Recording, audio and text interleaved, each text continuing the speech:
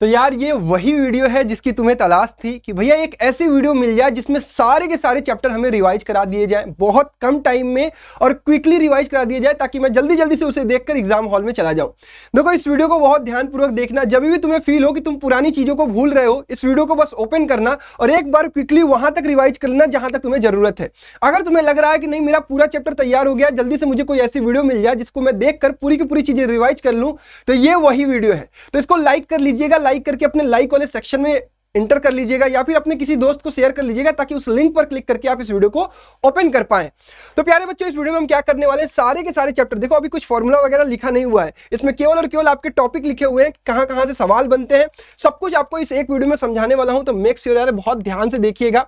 चलिए तो समझते हैं, इस वीडियो को स्टार्ट करते हैं। और सबसे पहला चैप्टर अपना क्या है, अपना सबसे पहला चैप्टर है रियल नंबर। देखो इसकी पीडीएफ भी तुम्हें रिक्वायर्ड होगी मुझे पता है, तो इसकी पीडीएफ में डाल दे रहा हूं @रैंकर्स बोर्ड्स पर।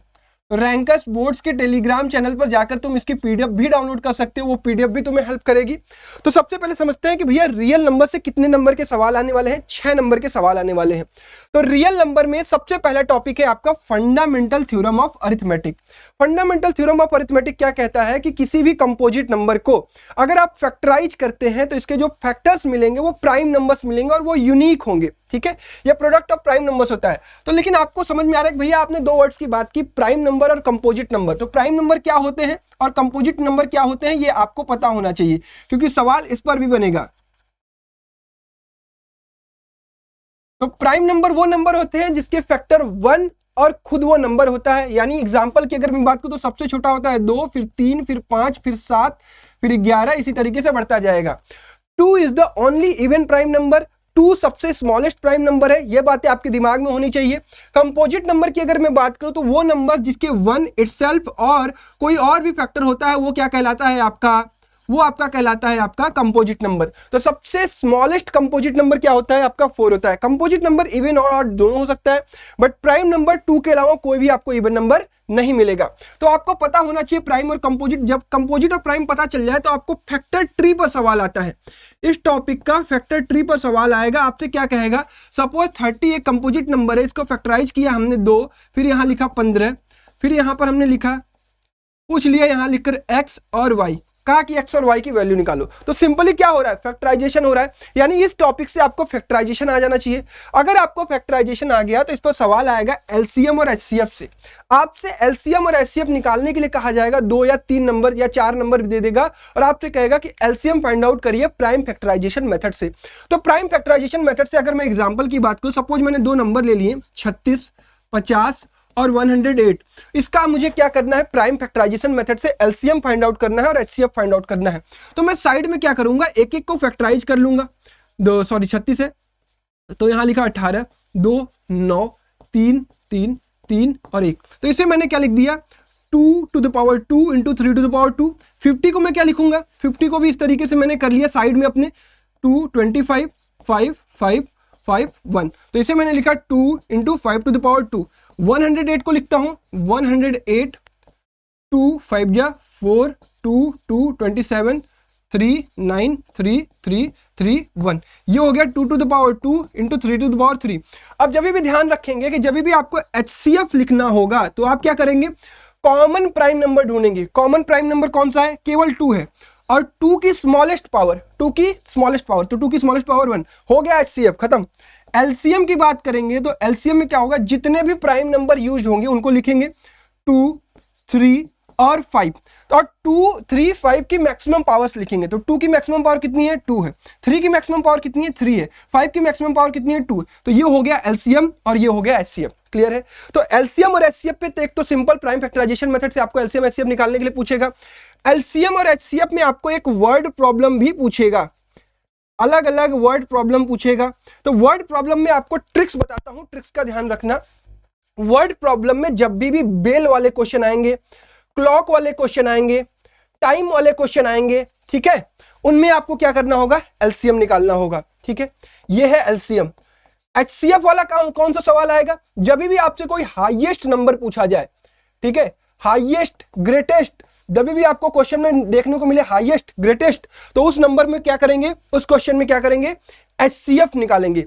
अब एक बात बहुत ध्यान से सुनो, जब भी आप देखोगे एलसीएम के आंसर्स देखोगे वो नंबर्स बड़े होंगे, जो छोटे छोटे नंबर्स से बड़ा नंबर मिलता है एलसीएम का आंसर, और HCF में बड़े नंबर से आपको छोटा नंबर मिलता है। ऐसा क्यों होता है? क्योंकि एलसीएम में जो सवाल होता है क्या होता है, मल्टीपल होता है, यानी दो नंबरों का मल्टीपल, वो बड़ा आएगा। HCF क्या होता है, फैक्टर होता है, यानी दो नंबरों का सबसे बड़ा से बड़ा फैक्टर, जो नंबर उन नंबर को डिवाइड करे तो वो नंबर तो छोटा ही होगा ना, समझ गए? तो एलसीएम HCF के वर्ड प्रॉब्लम ये हो गया। एक इंपॉर्टेंट चीज ये है कि आपको एक फॉर्मूला याद रखना है कि फॉर टू नंबर्स, सब चीज इसी एक पेज में लिख रहा हूं, for two numbers LCM into HCF is equal to product of two number. ये भी आपको ध्यान रखना है क्योंकि आपका सवाल यहां से भी बनता है डायरेक्टली।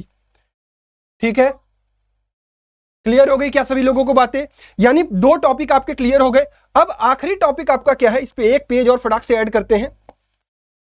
आखिरी टॉपिक है आपका इर्रेशनैलिटी। इर्रेशनैलिटी को शुरू करने से पहले आपको रैशनल नंबर और इर्रेशनल नंबर पता होने चाहिए। रैशनल नंबर क्या होता है, वो नंबर जिसको आप p बाई क्यू के फॉर्म में रिप्रेजेंट कर सके और q is not equal to 0। Irrational number क्या होता है, जिसको आप p बाई क्यू के फॉर्म में रिप्रेजेंट ही ना कर पाए, उसे क्या कहते हैं, आपका इर्रेशनल नंबर। पाई क्या है, इर्रेशनल नंबर है। किसी भी प्राइम नंबर का स्क्वायर रूट क्या होता है, इर्रेशनल नंबर होता है। तो ये हो गया example. Non repeating non terminating decimal क्या होते हैं, आपके इर्रेशनल नंबर होते हैं। ठीक है, क्लियर, ये हो गया एग्जाम्पल। अब आपसे सवाल क्या आएगा, सवाल आपसे आएगा कि भाई √2, √3, √5 इस तरीके के नंबर की इर्रेशनैलिटी प्रूव करने के लिए। तो प्रूव करने का तो मेथड ऑलरेडी मैंने बताया हुआ है अलग वीडियो में, बट आपको एक बार क्विकली समझाऊंगा। उससे पहले आपको एक और टॉपिक पता होना चाहिए कि if a prime number a divides p square then a divides p also. ठीक है, ये ध्यान रखेंगे, इसका भी यूज होता है। एक टॉपिक पर और सवाल बनता है इस चैप्टर से, वो ये बनता है कि आपको कोई नंबर दे दिया जाएगा, suppose 4 to the power n can never end with 0। ये आपको प्रूव करने के लिए कहा जाएगा, या कहेगा कि ये ट्रू है या फॉल्स है, जस्टिफाई योर आंसर। तो 4 to the power n can never end with 0, इसका जस्टिफिकेशन आप इस तरीके से देंगे कि किसी भी नंबर के फैक्टर में अगर वो 0 से एंड होना चाहिए तो उसके फैक्टर क्या होने चाहिए, 2 और 5 होने चाहिए। But 4 to the power n को जब आप फैक्टराइज करते हैं तो you will get 2 into 2 into 2 into 2 dot dot dot n times. ठीक है, 2n टाइम्स लिख सकते हैं, तो you will get this. But आपको इस फैक्टर में क्या 5 मिल रहा है, नहीं मिल रहा है। तो अगर 5 नहीं मिल रहा है तो ये कभी भी एंड नहीं कर सकता है 0 से। ठीक है, डिटेल में आपका इसका आंसर लिखेंगे। जब भी आपको √2, √3, √5 का आपको इरेशनैलिटी प्रूव करना होगा तो आपको क्या करना है, क्विकली समझिए। √2 equal to p by Q लिखेंगे। ठीक है, स्क्वायर कर देंगे, स्क्वायर कर दिया तो ये हो गया p square by Q square. इधर हो गया आपका क्या, 2q square equal to p square. यहां पर लिखेंगे 2 divides p square then 2 divides p। ठीक है, 2 डिवाइड्स p यानी p is equal to 2k, फिर इसका स्क्वायर कर देंगे, you will get p square equal to 4k square. अब इन दोनों इक्वेशन को कंपेयर कर लेंगे, पहला और दूसरा। क्विकली रिवाइज करिए भाई, 2q square is equal to 4k square, then q square equal to क्या हो जाएगा, 2k स्क्वायर। तो यहां से हमें क्या मिला, 2 divides q square then 2 divides q। अब अपने को क्या मिला कि 2p और q दोनों को डिवाइड कर रहा है, इसका मतलब क्या हो गया, 2 इज द फैक्टर। तो हमने यहां पर मानते हैं कि p एंड q आर को प्राइम। ठीक है, तो यहीं पर अपना कॉन्ट्रडिक्शन अराइज हो जाता है। ये हमारे एजम्पशन के कारण होता है, एजम्पशन हमने गलत माना है इसलिए हमारा एजम्पशन रॉन्ग है, इसलिए √2 क्या होगा, इर्रेशनल नंबर होगा। ठीक है, क्विकली रिवाइज हो गया पहला चैप्टर। चलो दूसरे चैप्टर पर बढ़ते हैं। दूसरा चैप्टर है पॉलिनोमियल, जिससे आपके 5 नंबर के सवाल आने हैं। अलजेब्रा से टोटल 20 नंबर के सवाल आने वाले हैं, पॉलिनोमियल से आपका 5 नंबर। ठीक है, इंट्रोडक्शन की अगर मैं बात करूं तो पॉलिनोमियल आपको कैसा दिखता है, जैसे an x to the power n plus an-1 x to the power n-1, इसी तरीके से आएगा आपका plus a0 x to the power 0। ठीक है, ये हो गया आपका क्या, ये हो गया आपका एक अलजेब्राइक एक्सप्रेशन। तो अलजेब्राइक एक्सप्रेशन में आपको ध्यान क्या रखना है कि सपोज मैंने लिखा 4x cube plus 6x square plus 7x minus 8। जब भी आपको कोई भी पॉलिनोमियल मिलेगा, इसकी पावर निगेटिव नहीं होनी चाहिए, पावर निगेटिव नहीं होनी चाहिए। पावर हमेशा क्या होनी चाहिए, पावर निगेटिव भी नहीं होनी चाहिए, पावर हमेशा क्या होनी चाहिए, पावर इंटीजर, पॉजिटिव इंटीजर होनी चाहिए, पॉजिटिव इंटीजर। या फिर आप कह सकते हैं पॉजिटिव इंटीजर या फिर जीरो। अब इंपॉर्टेंट चीज इसमें होती है डिग्री ऑफ पॉलिनोमियल, आपको पता होना चाहिए इंट्रोडक्शन में। डिग्री ऑफ पॉलिनोमियल, तो डिग्री ऑफ पॉलिनोमियल क्या होती है? Maximum power. ठीक है, ध्यान से सुनते चलो। डिग्री ऑफ पॉलिनोमियल क्या होती है? Maximum power. डिग्री की बेसिस पर इसका हम क्या करते हैं? क्लासिफिकेशन करते हैं। तो क्लासिफिकेशन की अगर मैं बात करूं तो पहला क्लासिफिकेशन है आपका, पहला जो होगा, अगर डिग्री जीरो होगी, degree is equal to zero, तो ये क्या हो जाएगा? Constant polynomial. ठीक है, अगर डिग्री क्या होगी? 1 होगी, तो ये क्या हो जाएगा? Linear polynomial. अगर डिग्री क्या होगी? 2 होगी, तो ये क्या हो जाएगा? Quadratic polynomial. अगर डिग्री क्या होगी? 3 होगी, तो ये क्या हो जाएगा? Cubic polynomial. ठीक है, तो इतने तक के ही आपको काम है। तो पहला आपको क्लियर हो गया इसका इंट्रोडक्शन। दूसरा टॉपिक, जीरोज ऑफ पॉलिनोमियल क्या होता है? जीरोज ऑफ द पॉलिनोमियल से पहले आपको पता होना चाहिए value of the polynomial. Value of the polynomial क्या होता है कि सपोज हमारे पास एक p ऑफ x पॉलिनोमियल है, हमने इसकी वैल्यू निकाली x is equal to a पर, तो p ऑफ a क्या हो गया? वैल्यू ऑफ पॉलिनोमियल हो गया। तो इसी प्रकार से जीरोज ऑफ द पॉलिनोमियल क्या होता है? If at x is equal to a p of a is equal to 0, यानी अगर आपने x is equal to a put किया पॉलिनोमियल में, तो p ऑफ a अगर आपको 0 मिल गया, then a will be zero of the polynomial. यही होता है। ठीक है, यानी a क्या होगा? जीरो ऑफ द पॉलिनोमियल होगा। लीनियर पॉलिनोमियल में आपको, लीनियर पॉलिनोमियल में 1 0 मिलता है। क्वाड्रेटिक पॉलिनोमियल में आपको मैक्सिमम 2 जीरोज मिलता है। क्यूबिक पॉलिनोमियल में आपको मैक्सिमम 3 जीरो मिलता है। यानी अगर n डिग्री ऑफ पॉलिनोमियल है तो आपको मैक्सिमम n जीरोज मिलेंगे। ठीक है, geometrical meaning of zeros of the polynomial क्या होता है कि ये x एक्सिस पर कितनी बार कट कर रहे हैं। ठीक है, जितनी बार ये x एक्सिस को कट करेंगे उतने जीरोज होंगे। क्लियर है? ये हो गई ज्योमेट्रिकल मीनिंग। अब आखिरी टॉपिक है हमारा रिलेशनशिप बिटवीन, एक पेज और ऐड करते हैं फटाफट। Relationship between zeros and coefficient of the quadratic polynomial. अब पहले समझ लेते हैं कि क्वाड्रेटिक पॉलिनोमियल होता क्या है। क्वाड्रेटिक पॉलिनोमियल है आपका ax square plus bx plus c। ये हो गया आपका क्वाड्रेटिक पॉलिनोमियल। क्वाड्रेटिक पॉलिनोमियल के मैक्सिमम जीरोज कितने हो सकते हैं? अल्फा और बीटा। ठीक है, यानी आपको इसका मतलब क्या होगा? ये अल्फा और बीटा इसके जीरो है, यानी p of alpha is equal to 0, p of beta is equal to 0। अब आपको थोड़ी बात 9th की भी याद होनी चाहिए, फैक्टर थ्योरम और factor theorem and remainder theorem. थोड़ा सा हम इसका कॉन्सेप्ट यहां पर यूज करते हैं। यानी वी कैन से दैट अगर अल्फा और बीटा इसके जीरोज है ना, x minus alpha and x minus beta is the factor of ax square plus bx plus c। ठीक है, क्लियर है? समझ में आ रही है?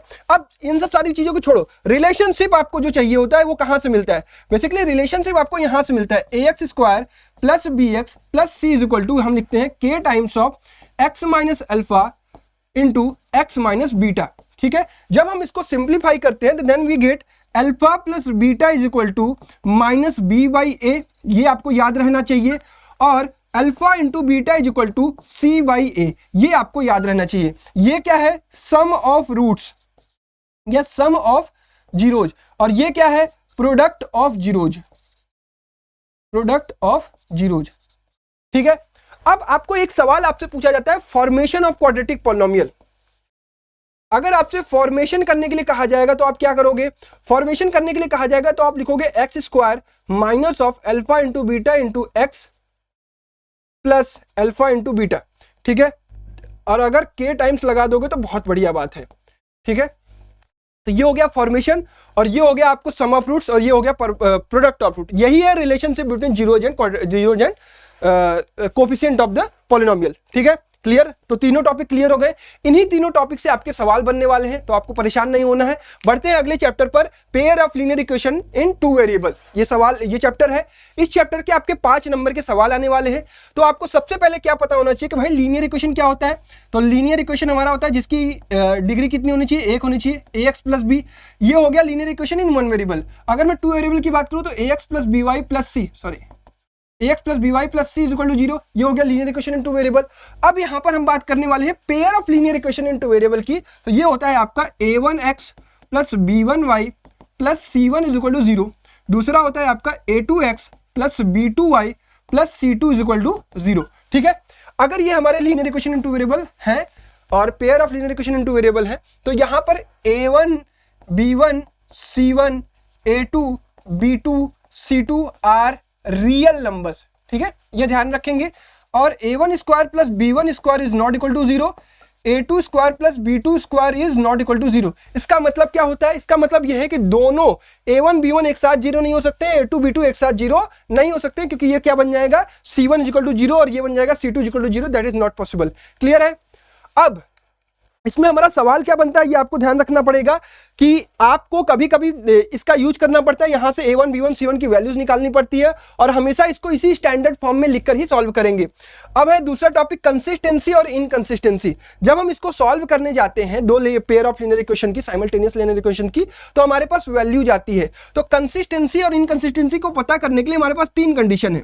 अगर a1 upon a2 is not equal to b1 upon b2 है, तो आपको जो सॉल्यूशन मिलेगा वो यूनिक सॉल्यूशन मिलेगा। यूनिक सॉल्यूशन मिलेगा यानी यूनिक सॉल्यूशन का मतलब क्या हो गया, वन सॉल्यूशन, ठीक है। तो और इसी प्रकार a1 upon a2 is equal to b1 upon b2 is equal to c1 upon c2 होता है, तो इस कंडीशन में आपको मिलता है इनफाइनाइट सॉल्यूशन। इनफाइनाइट सॉल्यूशन, अगर इनफाइनाइट सॉल्यूशन और यूनिक सॉल्यूशन मिला, जिस कंडीशन में आपको सॉल्यूशन मिलेगा वो कंडीशन हमारी कहलाएगी कंसिस्टेंट, ठीक है। और एक आखिरी कंडीशन होता है a1 upon a2 is equal to b1 upon b2 is not equal to c1 upon c2। ये हमारी होती है आपकी नो सॉल्यूशन की कंडीशन, नो सॉल्यूशन की कंडीशन, और ये शो करती है इनकंसिस्टेंसी, ठीक है। ये इनकंसिस्टेंट हो गया और ऊपर वाला कंसिस्टेंट हो गया। यानी आपको ध्यान क्या रखना है, चेक करेंगे a1 b1 c1 की वैल्यू, a2 b2 c2 की वैल्यू स्टैंडर्ड फॉर्म में से निकालकर, अगर a1 upon a2 is not equal to b1 upon b2 तो वो हो गया यूनिक सॉल्यूशन यानी one solution. a1 upon a2 is equal to b1 upon b2 is equal to c1 upon c2, then infinite solution यानी ढेर सारे solution, यानी जिन conditions में आपको सॉल्यूशन मिलेंगे वो आपका कंसिस्टेंट होगा। a1 upon a2 is equal to b1 upon b2 is not equal to c1 upon c2, तो वो नो सॉल्यूशन का कंडीशन होगा यानी इनकंसिस्टेंट कंडीशन होगा। क्लियर है? सॉल्यूशन आपको जो फाइंड करना होता है वो दो मेथड से होता है, एक तो होता है ग्राफिकल मेथड और दूसरा होता है अलजेब्राइक मेथड। तो ग्राफिकल मेथड की अगर मैं बात करूं तो आपको ग्राफिकल मेथड बनाना पड़ता है।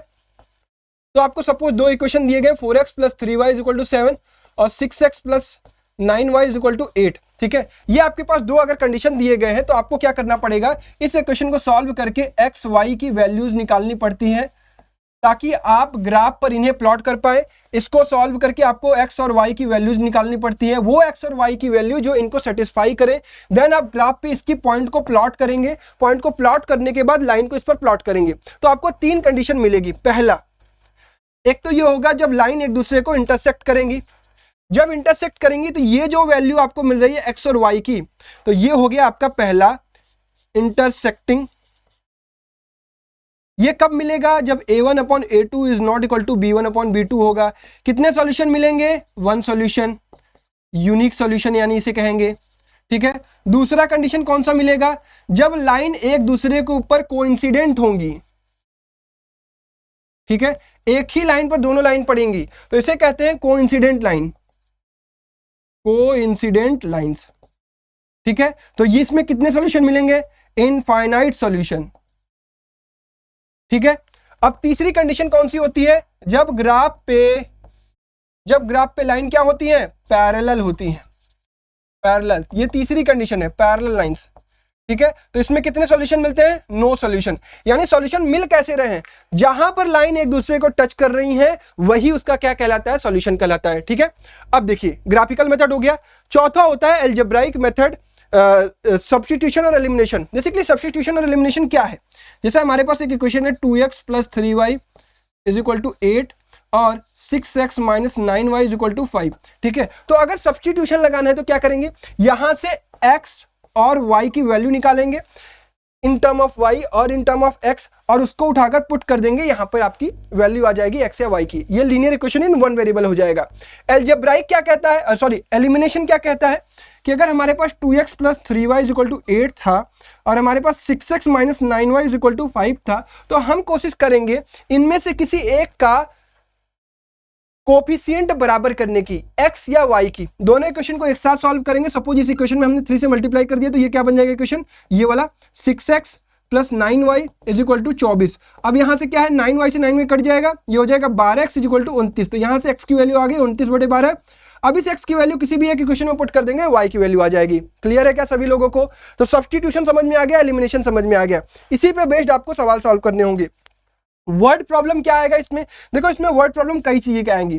पहला तो एज रिलेटेड प्रॉब्लम आएगा, तो एज रिलेटेड वाले में क्या करोगे, किसी का x किसी का y मान लोगे।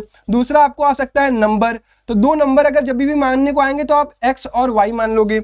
आपको कभी भी 2 डिजिट नंबर का सवाल आएगा, ये बहुत फेवरेट सवाल है, 2 डिजिट नंबर का सवाल आएगा तो नंबर को क्या मानोगे, 10x प्लस y मानोगे।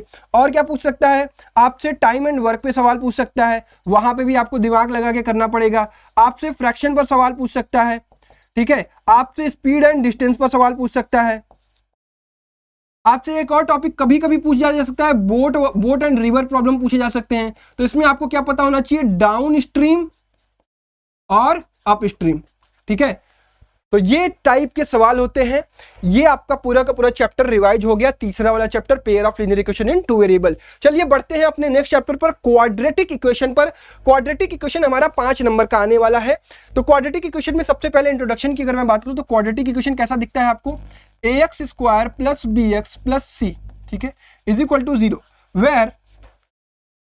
Where a is not equal to 0। क्यों भैया ये 0 नहीं है? क्योंकि a अगर 0 हो गया तो ये क्या बन जाएगा भाई, ये आपका लीनियर बन जाएगा। तो ax² + bx = c = 0 अगर इसके एक हमारा क्वाड्रेटिक इक्वेशन है तो इसके कितने रूट हो सकते हैं, अल्फा और बीटा। क्लियर है? तो यहां से अगर सम ऑफ रूट्स की बात करूं तो alpha plus beta equal to हो जाएगा -b/a, और अल्फा इंटू बीटा की बात करूं तो ये क्या हो जाएगा आपका c/a। ठीक है, मैक्सिमम कितने रूट हो सकते हैं, 2 रूट हो सकते हैं। अब आते हैं ग्राफ पर। ग्राफ की अगर मैं बात करूं तो इसका ग्राफ जो बनता है वो पैराबोलिक बनता है। पैराबोलिक बनता है। पैराबोला कैसा होता है, कुछ इस तरीके से, इसे कहते हैं अपवार्ड पैराबोला और इसे कहते हैं डाउनवर्ड पैराबोला। इसे क्या कहते हैं, अपवार्ड पैराबोला। इसे क्या कहते हैं, downward parabola.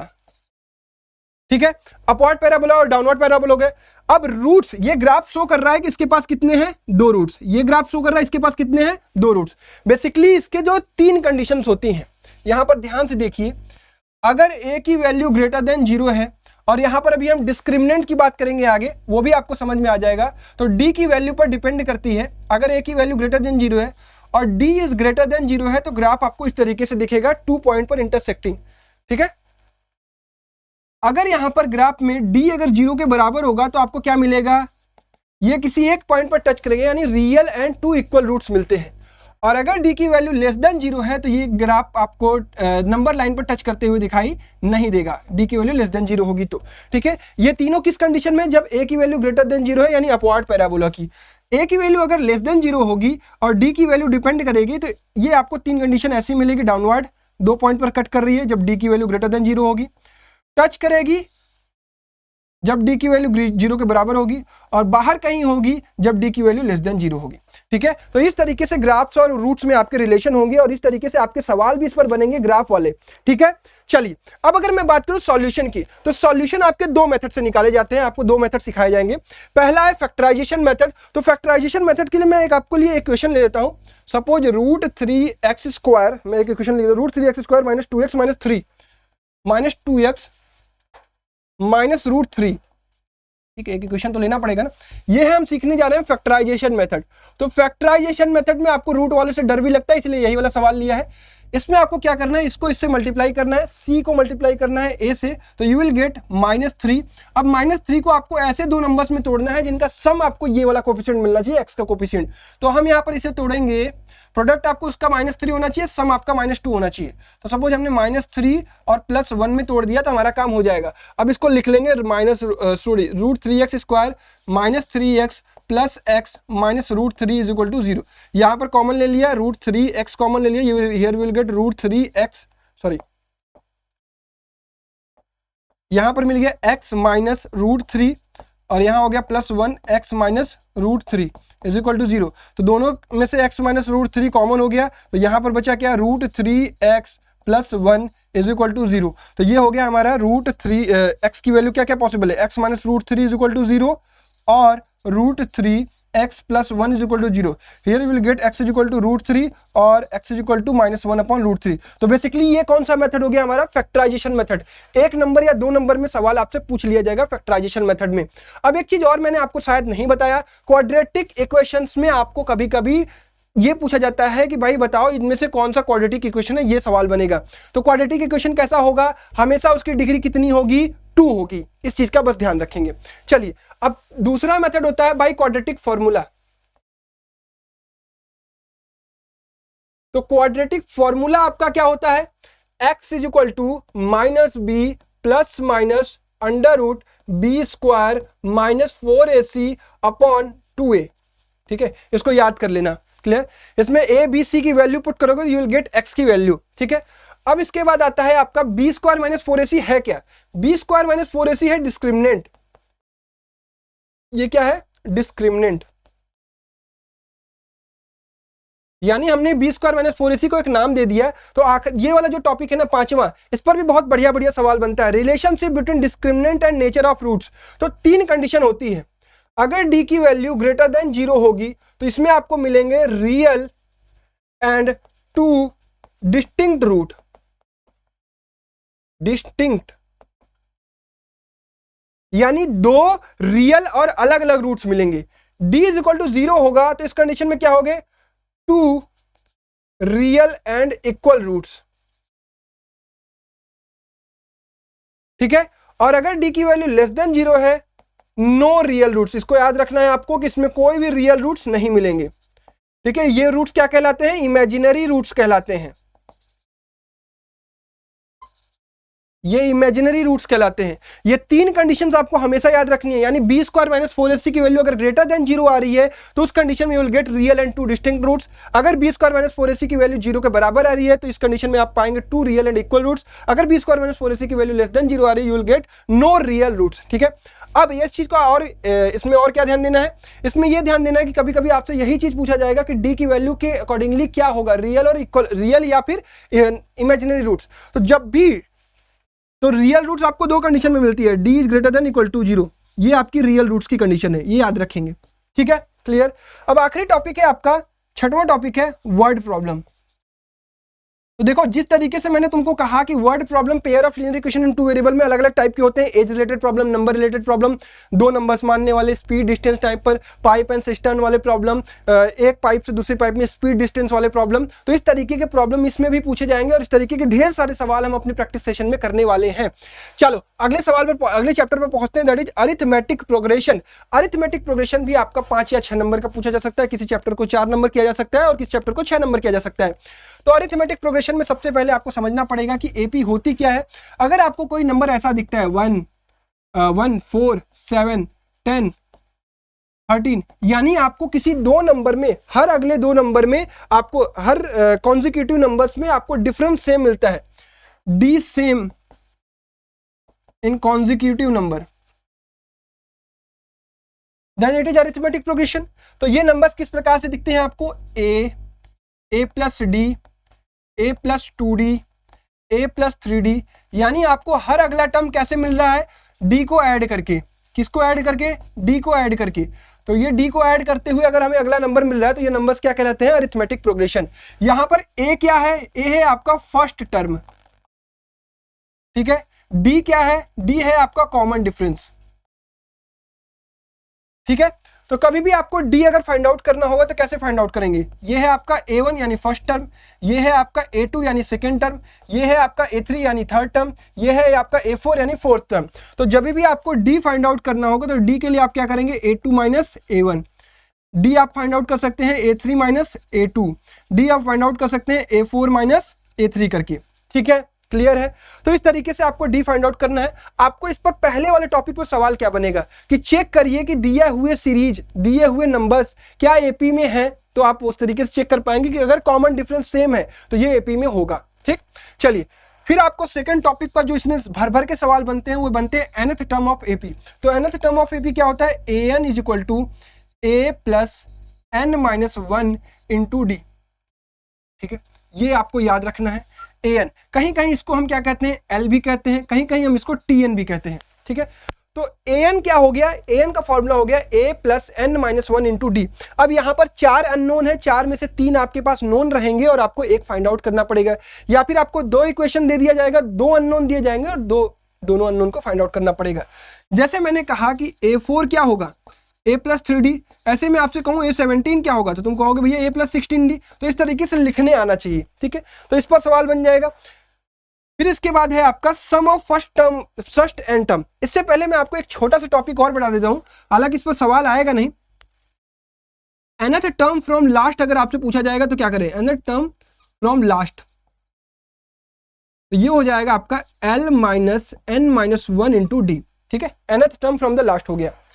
Some of first and term of the AP अगर आपसे पूछा जाएगा तो Sn होता है, ये होता है Sn। तो Sn इज इक्वल टू क्या हो जाएगा, n/2 2a plus n minus 1 into D, ठीक है।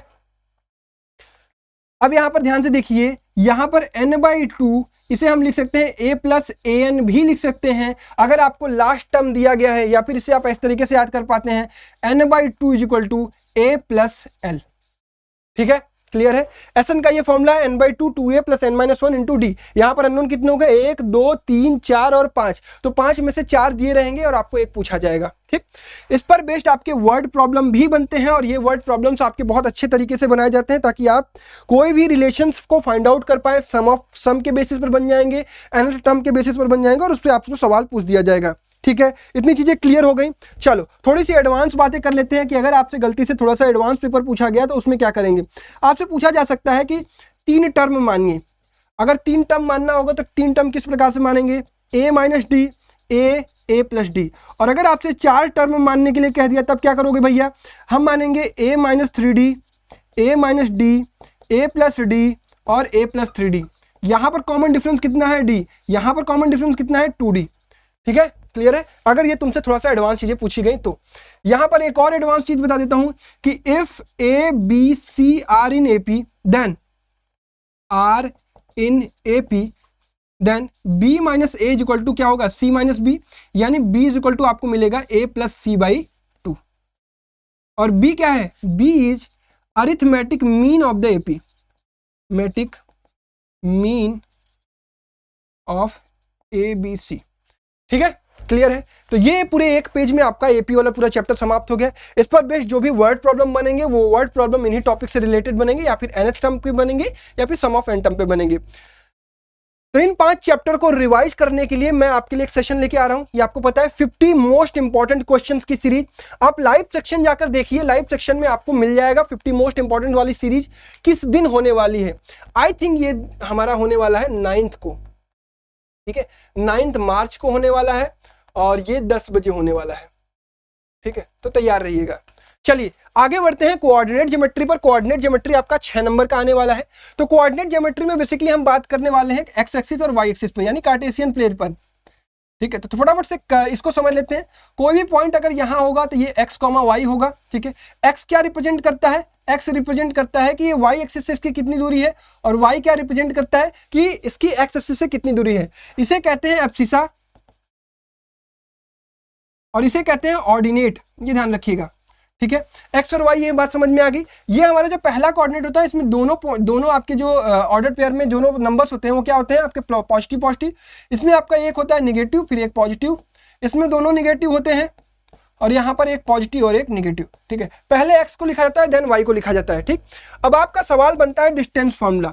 2 पॉइंट अगर आपको दे दिए जाए, ये है x1, y1 और x2, y2, तो इसमें आपका डिस्टेंस पूछा जाएगा। तो डिस्टेंस फॉर्मूला क्या होगा, ये होगा आपका under root x2 minus x1 का whole square plus y2 minus y1 का होल स्क्वायर। तो किसी भी 2 पॉइंट का डिस्टेंस निकालना होगा तो फॉर्मूला ये लगाएंगे। Distance of A point from origin, distance of A point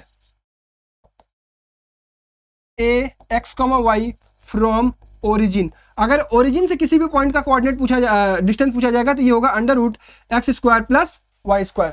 अब डिस्टेंस फॉर्मूला पे क्या डायरेक्टली सवाल भैया डिस्टेंस वाले फॉर्मूले पे आएगा, नहीं, कभी कभी आपको कई अलग अलग टॉपिक से आता है।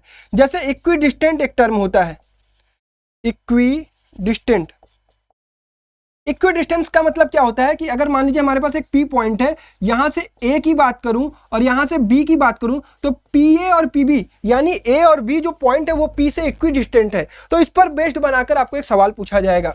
इसके अलावा आपको ट्रायंगल और क्वाड्रिलेटरल की सारी प्रॉपर्टीज बहुत ढंग से पता होनी चाहिए। तो फटाफट से रिवाइज करा देता हूं।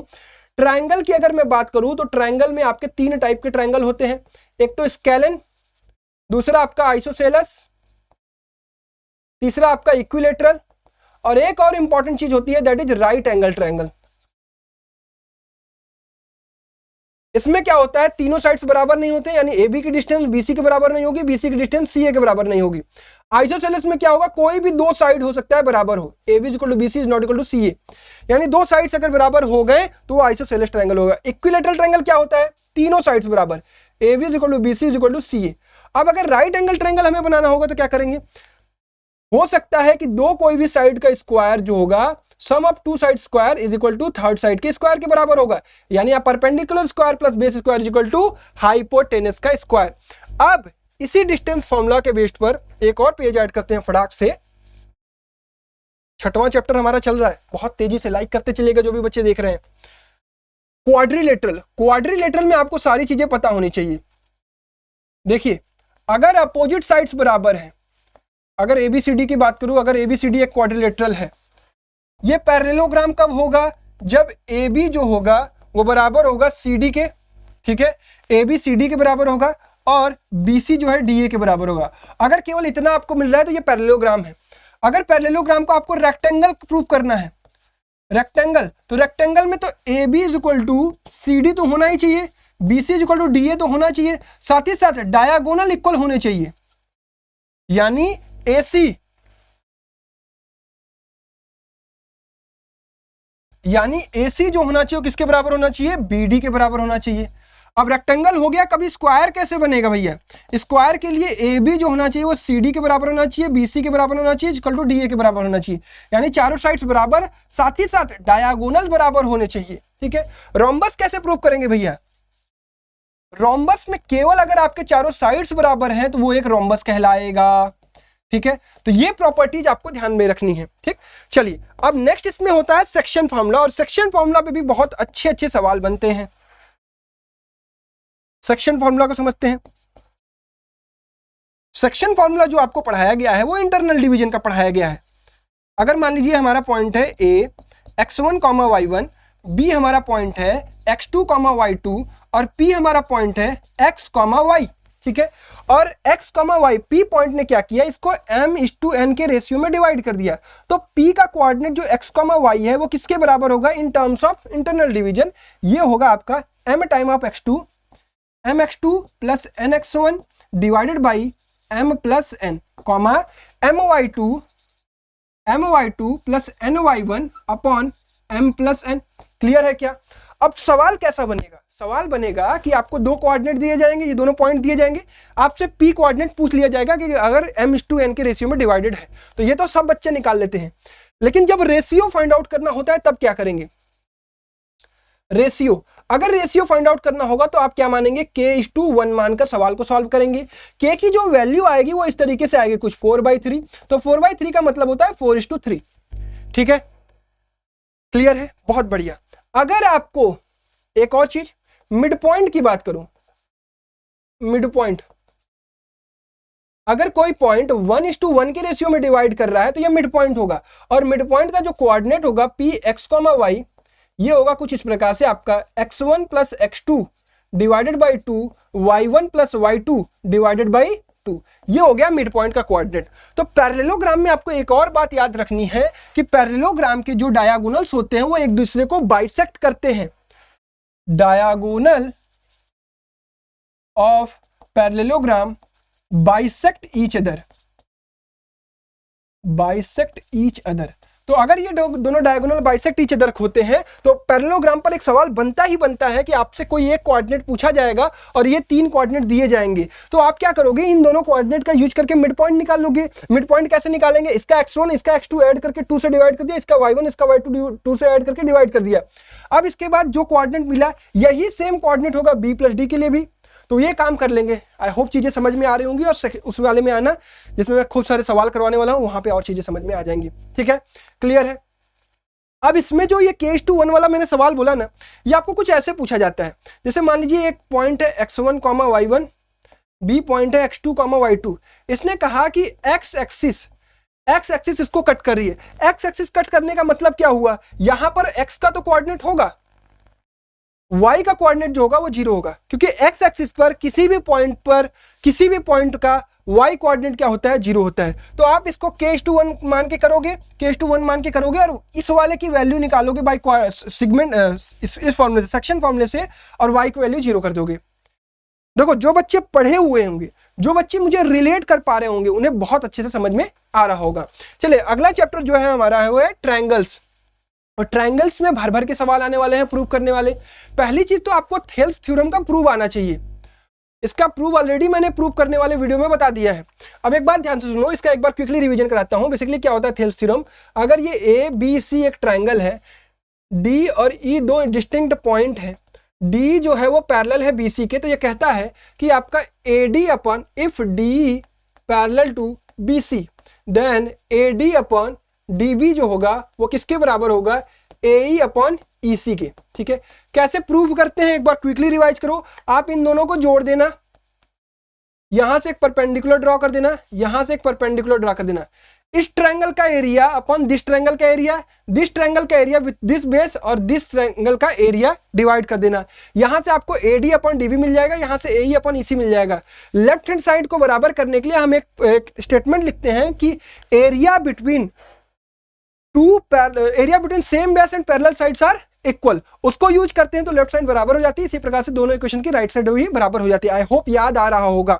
अब देखो, इसका यूज करते हुए तुम ये भी निकाल पाते हो कि AD upon AB is equal to AE upon AC, दोनों साइड 1 ऐड करके, या फिर आप इनवर्स कर देते हो तो ये भी मिल जाता है आपको DB upon AB is equal to EC upon AC। ठीक है, ये भी इंपॉर्टेंट होता है, कहीं कहीं इसमें यूज होता है। अब थेल्स थ्योरम के इस टॉपिक पर आपको हो सकता है ये दे दिया जाए, ये पूछ लिया जाए, x मानकर 1 नंबर वाले में या 2 नंबर वाले में सवाल बन जाएगा।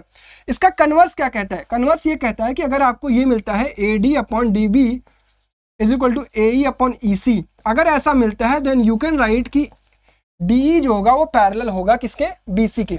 प्रूफ किसका पूछा जाएगा, केवल और केवल थेल्स थ्योरम का, और किसी चीज का प्रूफ नहीं पूछा जाएगा। बाकी आपको स्टेटमेंट याद रखना है। रिवाइज करा दिया थेल्स थ्योरम। चलो, सिमिलैरिटी ऑफ ट्रायंगल क्या कहता है कि दो ट्रायंगल सिमिलर हैं। अगर हमारा दो ट्रायंगल सिमिलर है तो इसका मतलब क्या है, यानी दोनों का शेप सेम है। बस ये ध्यान रखना, शेप सेम है, साइज नहीं सेम है। दुनिया के जितने भी सर्कल होते हैं सारे सिमिलर होते हैं, दुनिया के जितने भी स्क्वायर होते हैं सारे के सारे क्या होते हैं, सिमिलर होते हैं। दुनिया के जितने इक्विलेटरल ट्रायंगल होते हैं वो सारे के सारे सिमिलर होते हैं। एग्जांपल में याद रखना। तो यहां पर अगर दो ट्रायंगल सिमिलर हैं तो एंगल ए जो होगा वो एंगल डी के बराबर होगा, एंगल बी जो होगा वो एंगल ई के बराबर होगा, और एंगल सी जो होगा वो एंगल एफ के बराबर होगा।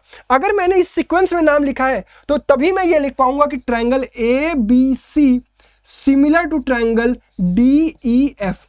नेमिंग का बहुत इफेक्ट पड़ता है क्योंकि अच्छे सवाल नेम के अकॉर्डिंगली ही बनते हैं। अगर सिमिलर हैं, अगर ये 3 कंडीशन है तो इसका मतलब करेस्पॉन्डिंग साइड्स का भी रेशियो बराबर होगा। ये कैसे लिखते हैं, A B upon D is equal to B C upon E F, BC upon EF is equal to AC upon DF। ठीक है, क्लियर है, समझ में आ रही है क्या ये बातें। अब ध्यान से सुनो, अगर किसी दो ट्रायंगल में अगर ये प्रॉपर्टी है तो ये प्रॉपर्टी भी होगी, और अगर ये प्रॉपर्टी है तो ये भी प्रॉपर्टी होगी। Criteria of similarity of triangle, 3 criteria होते हैं। एक होता है AAA, यानी अगर 3 एंगल बराबर मिल गए तो वो दोनों ट्रायंगल्स क्या हो गए, करस्पॉन्डिंग एंगल मिल गए तो वो दोनों ट्रायंगल क्या हो गए, सिमिलर हो गए। अगर 3 करस्पॉन्डिंग साइड्स का रेशियो बराबर मिल गया, इक्वल नहीं रेशियो, तो भी वो क्या होंगे, सिमिलर होंगे। और किसी भी दो साइड का रेशियो, इन दो साइड्स का रेशियो और इंक्लूडिंग एंगल, ध्यान रखेंगे इंक्लूडिंग एंगल बीच में है ये, तो वो क्या हो जाएंगे, ट्रायंगल्स सिमिलर हो जाएंगे। अब इन्हीं प्रॉपर्टीज का यूज करके आपसे अच्छे अच्छे सवाल बनाए जाएंगे प्रूव करने वाले। इंपॉर्टेंट चीज क्या है, नेमिंग। नेमिंग, मैं बार बार कह रहा हूं कि नेम लिखने आपको आना चाहिए, और ये नेम लिखना मैं सिखाऊंगा आपको मेरी 30 क्वेश्चन जो करवाने वाला हूं, लाइव करवाने वाला हूं। उसमें, ठीक है। बढ़िया बढ़िया सवाल करवाऊंगा और वही सवाल करके जाओगे तो तुम एग्जाम में फुल रहोगे, ठीक है। और जिसको भी चैप्टर में क्लेरिफिकेशन नहीं है वो सफलता बैच की प्लेलिस्ट उठा के देख लो, 14 के 14 चैप्टर करवा रखे हैं और सभी चैप्टर्स में बहुत बढ़िया तरीके से आपको सारी चीजें पढ़ाई हैं, ठीक है। तो ये हो गया आपका इस चैप्टर का काम तमाम। और अगले चैप्टर पर बढ़ते हैं, that is chapter number next circle. Circle से आपके 7 नंबर के सवाल आने वाले हैं। देखो 8 नंबर का और 7 नंबर 15 नंबर मिला के आपके ज्योमेट्रिक सवाल आते हैं, कोऑर्डिनेट से 6 नंबर, यानी 21 नंबर आपका लगभग ज्योमेट्री से है, जो कि हम एक साथ करने वाले हैं। सर्कल चैप्टर में बेसिकली आपको ध्यान क्या रखना है, ये अगर सर्कल है तो ये सेंटर है। कुछ 9th की प्रॉपर्टीज तो आपको याद होनी ही चाहिए। उसके अलावा 10th की प्रॉपर्टी ये होती है कि अगर किसी एक सर्कल के किसी एक पॉइंट से टेंजेंट पास हो रहा है तो ये रेडियस के क्या होता है, परपेंडिकुलर होता है। और इसका प्रूफ आपको याद रखना है, इसका प्रूफ भी पूछा जाएगा। प्रूफ में क्या करते हैं, ध्यान रखो कि एक बाहर पॉइंट ले लेते हैं, इनको मिला लेते हैं, इनको मिलाकर ये दिखा देते हैं कि भाई ये वाली लाइन इस वाली लाइन से बड़ी है, क्योंकि ये रेडियस है और ये रेडियस के बाहर है तो बड़ी होगी। तो इसी तरीके से इस लाइन पर कहीं भी पॉइंट लोगे, अगर ये आउटसाइड सर्कल है तो डेफिनेटली रेडियस से बड़ी होगी। तो जो शॉर्टेस्ट डिस्टेंस है वो कौन सी है, वो रेडियस है। तो किसी भी पॉइंट से किसी भी लाइन पर जो शॉर्टेस्ट डिस्टेंस होती है वही परपेंडिकुलर कहलाती है। परपेंडिकुलर का डेफिनेशन ही यही है, ठीक है। तो ये हो गया पहला डिफिनेशन, पहला प्रूफ। दूसरा है लेंथ ऑफ द टेंजेंट। सबसे पहले आपको पता होना चाहिए कि एक सर्कल पर कितने टेंजेंट ड्रॉ किए जा सकते हैं। अगर एक्सटर्नल पॉइंट की बात करूं तो एक्सटर्नल पॉइंट से केवल और केवल 2 टेंजेंट ड्रॉ किए जा सकते हैं, ठीक है। इंटरनल अगर अंदर पॉइंट है तो कोई टेंजेंट नहीं, अगर सर्कल पर पॉइंट है कोई तो यहां से हम एक टेंजेंट ड्रॉ कर सकते हैं, ठीक है। तो ध्यान से समझो, यहां पर आपसे पूछा जाएगा कि भाई आप प्रूव करो कि length of the tangents equal होते हैं। तो ये सेंटर हो गया, ये आपका क्या हो गया, सपोज ए हो गया, ये बी हो गया और ये पी हो गया। इसको हमने यहां मिला दिया, ये 90 डिग्री है और ये 90 degree. Length of the tangent equal होते हैं, यानी P A is equal to P B होता है। ये प्रूव कैसे करेंगे भैया, ये प्रूव करने के लिए बेसिकली आपको क्या करना पड़ेगा, इन दोनों ट्रायंगल को कॉन्ग्रुएंट दिखाना पड़ेगा। कैसे दिखा लोगे, ये रेडियस एक लाइन होगी, ये कॉमन लाइन 2 हो गई और ये 90-90। तो किस क्राइटेरिया से, RHS से आप प्रूव कर दोगे। इसके अलावा ये दोनों एंगल भी बराबर होंगे, इसके अलावा ये दोनों एंगल भी बराबर होंगे। कैसे, CPCT से, ठीक है, corresponding part of congruent triangle. अब इस चीज को और ध्यान रखेंगे कि इसका सम और इसका सम कितना होगा, 180। Angle P plus angle O is equal to 180, यानी ये दोनों क्या होते हैं, सप्लीमेंट्री होते हैं। कैसे निकला, ये 90 और ये 90 तो सप्लीमेंट्री, ठीक है, क्लियर। अब इस चैप्टर में ध्यान देने योग्य क्या बात है, ये ट्रायंगल है, सवाल बहुत अच्छे अच्छे बनते हैं इस पे। ये ट्रायंगल है, ट्रायंगल में एक चीज ध्यान रखेंगे कि अगर ये ABC है और यहां पर मैंने लिख दिया PQ, ये R। प्रॉपर्टीज का यूज कैसे करते हैं, ये एक्सटर्नल पॉइंट हो गए तो BP जो होगा BQ के बराबर होगा, ये CQ जो होगा वो ये क्या PQ CQ R के बराबर CR के बराबर होगा और AP जो होगा वो AR के बराबर होगा। तो इस पर बेस्ड सवाल बनता है। इसके अलावा एक सर्कल को सर्कमस्क्राइबिंग एक क्वाड्रिलेटरल है, एक सर्कल को सर्कमस्क्राइबिंग एक क्वाड्रिलेटरल है। इस पर सवाल बनेगा कि एक पैरेललोग्राम है उसको सर्कमस्क्राइब कर रहा है, प्रूव करिए कि ये रोम्बस है। एक क्वाड्रिलेटरल है उसमें ये प्रूव करिए कि आपका ये होता है ABCD, AB plus CD is equal to BC plus AD, ये प्रूव करने के लिए आएगा।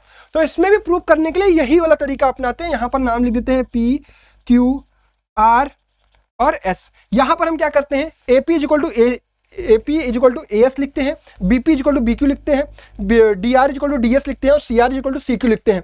फिर इन दोनों को सम कर देते हैं, जितने भी 4 के 4 इक्वेशन है हमारा निकल कर ये आ जाएगा। इसी को यूज करते हुए पैरेललोग्राम से रोम्बस भी प्रूव करते हैं, ठीक है। अब इस पर ढेर सारे सवाल भी आएंगे, उन सवालों को हम कहाँ करेंगे, यहाँ करेंगे, ठीक है। तो इस सेशन में भी आपको आना है और पहला सेशन हमारा होने वाला है यही। तो आप जब भी ये वीडियो देख रहे हैं तो लाइव सेक्शन को एक बार चेक करेंगे। 8 मार्च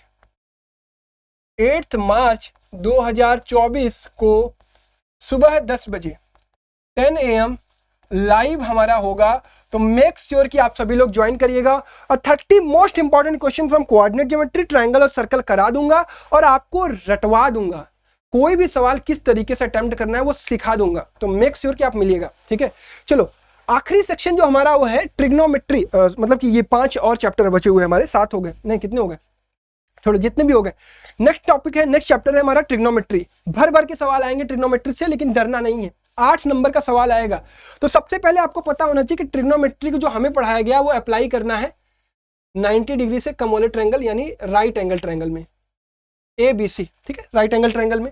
तो एक चीज आपको याद रखनी है कि AB square plus BC square is equal to क्या होता है, AC स्क्वायर होता है। पहले तो आपको पाइथागोरस थ्योरम पता होना चाहिए, ठीक। अब इस पर बेस्ड आपके ट्रिग्नोमेट्रिक रेशियो जाते हैं, 6 ट्रिग्नोमेट्रिक रेशियो। कौन कौन से?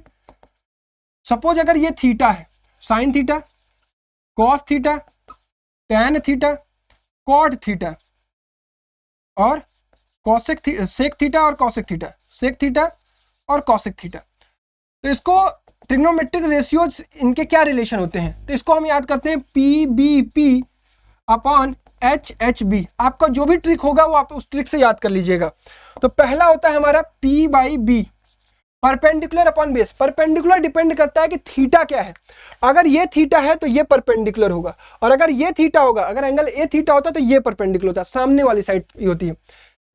P/B नहीं होता है, P/H होता है, P/H। और कॉस थीटा क्या हो गया, B/H। टैन थीटा क्या हो गया, P/B हो गया। कॉट थीटा क्या हो गया आपका, B/P हो गया। सेक थीटा क्या हो गया, सॉरी ठीक है शायद, नहीं ठीक नहीं है, H/B होता है, H/B होता है। और कॉसेक क्या हो गया, H/P हो गया, ठीक है। तो ये वैल्यूज होती हैं। जब भी आपसे सवाल पूछा जाएगा तो आप जो वैल्यूज दी रहेंगे ना उसको के मानकर ही सवाल करोगे, अगर 3 नंबर या 2 नंबर में आ गया, ताकि उसे लगना चाहिए कि आपने रेशियो माना है। एग्जैक्ट वैल्यूज नहीं होती है, एग्जैक्ट रेशियो होता है, ठीक है।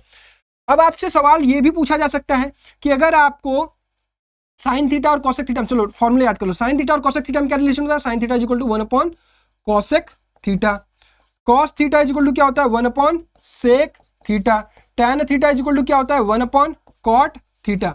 Also tan theta is equal to क्या होता है sine theta upon cos theta, and cot theta is equal to क्या होता है cos theta upon sine theta, ठीक है। इतनी चीज समझ में आ गई। इस पर बेस्ड अब सवाल बनेगा, आपसे 2 साइड दिए रहेंगे, आपसे साइन की वैल्यू दी रहेगी, आपसे सारी वैल्यूज पूछ दी जाएंगे, आप निकाल लोगे इस फॉर्मूले से, ठीक है। अब आता है आपका ट्रिग्नोमेट्रिक वैल्यूज। तो ट्रिग्नोमेट्रिक वैल्यूज के लिए हमें रिक्वायरमेंट होती है ट्रिग्नोमेट्रिक टेबल की।